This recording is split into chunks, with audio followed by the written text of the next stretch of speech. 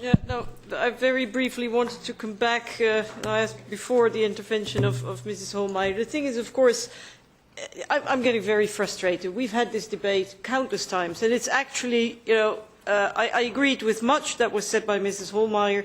The one thing I don't agree with is that this is all about migration, because we've had the same debate when it was about the attacks on the independence of the judiciary in Hungary, the independence of the central bank, tax laws, education laws, media laws. I mean, it's not only about migration. And quite frankly, having these debates over and over and over again, and then arguing about whether we should talk about Hungary or about another country, whether it's partisan, and for your information, I'm quite happy to give you the collection of critical questions that I've done on the liberal government in the Netherlands.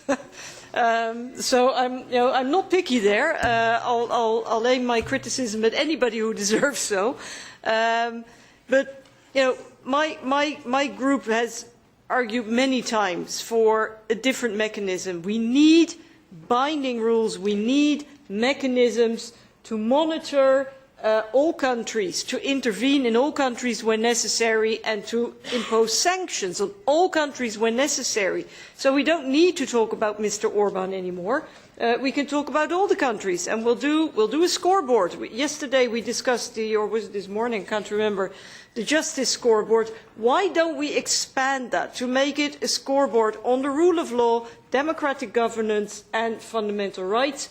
We do it annually on all the countries. And I think we had a debate about this in plenary, and I remember that, to my pleasant surprise, there was wide consensus on this. There were only two people in the room disagreeing.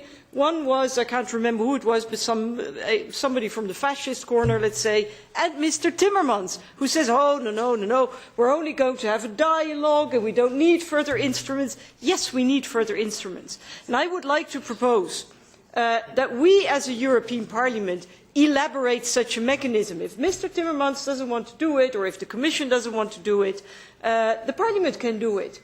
And we'll present it to Mr. Timmermans.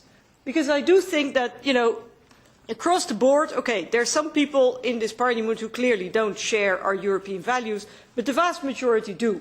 There are different nuances, but the vast majority of members share the European values. So let's stand up for those values, and let's elaborate such a mechanism together, something to fill the gap between legislation and Article 7. And let's make sure that in future we're not having debates anymore not about Mr. Orban, not about Hungary or about any other country, but about how we enforce fundamental rights and how we protect and preserve the rule of law and democracy in Europe. Thank you.